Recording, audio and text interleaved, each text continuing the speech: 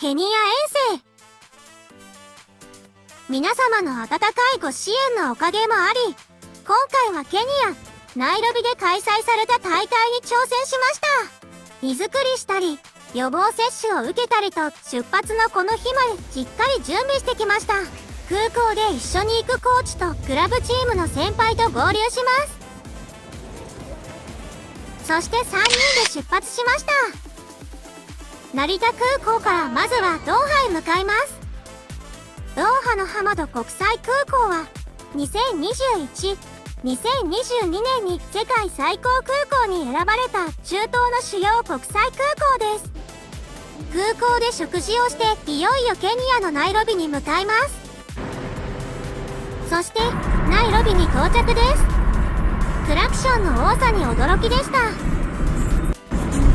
初めてのアフリカの景色に圧倒されます。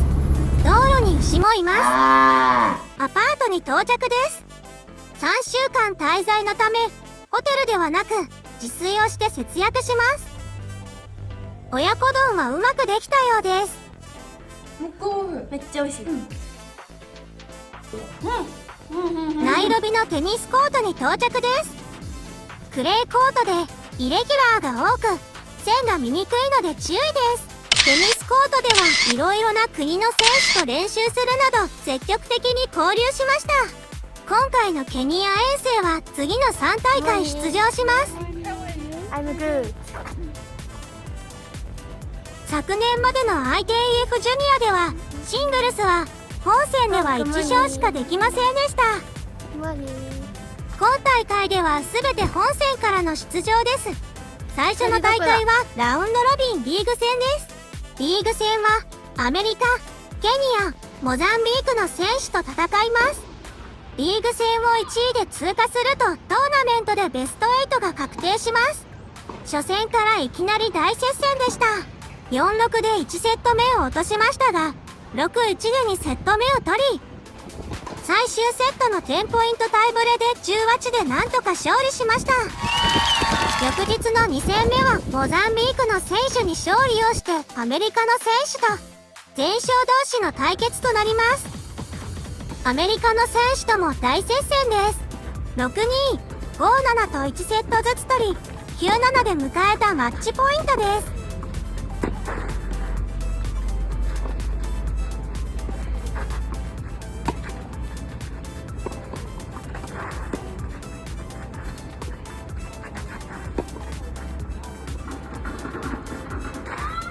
本戦リーグ全勝でベスト8に進出で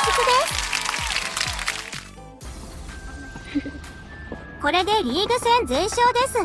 ここからはトーナメント戦が始まります。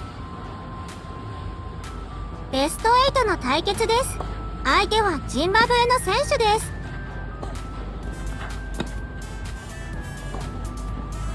結果は残念ながら負けてしまいました。鳥どこだ。シングルスの試合と同時にダブルスの試合も行います。ダブルスは一緒に行っているクラブチームの先輩と組みます。初戦のシードペアを僅差で勝ち切りました。次の試合もファイナルセットで勝ち切りベスト4進出まで行きました。準決勝で敗れ決勝戦の進出とはいきませんでした。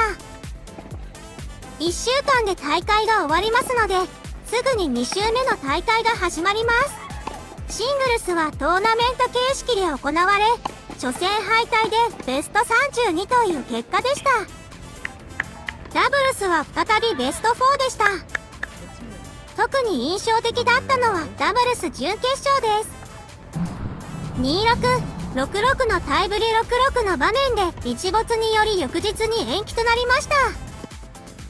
翌日、自分のサーブから再開、ファーストサーブが入り流れを引き戻し、2セット目を取り返しました。ファイナルは 8-4 までリードしましたが、そこから逆転を許し、9-11で惜敗。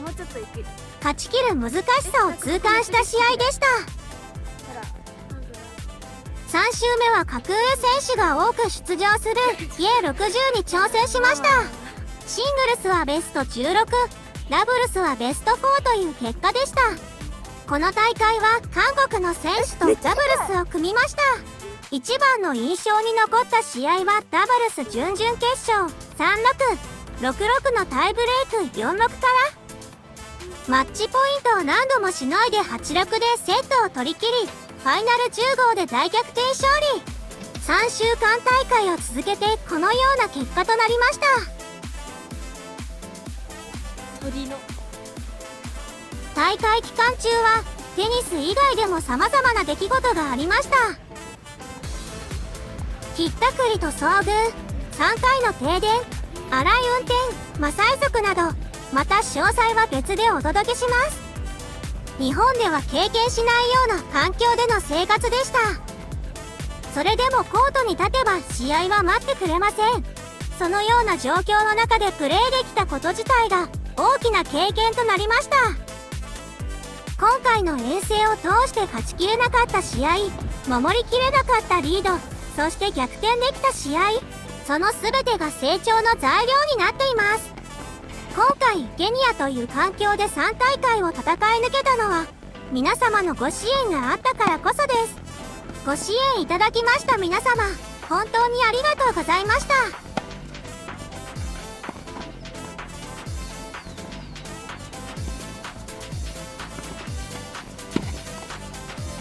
全国47都道府県に競争拠点を作る公園、町の商店に密着東京商店。ご支援いただきました皆様、本当にありがとうございました。この経験を次につなげ、さらに高いレベルで戦える選手を目指していきます。引き続き温かく見守っていただけましたら幸いです。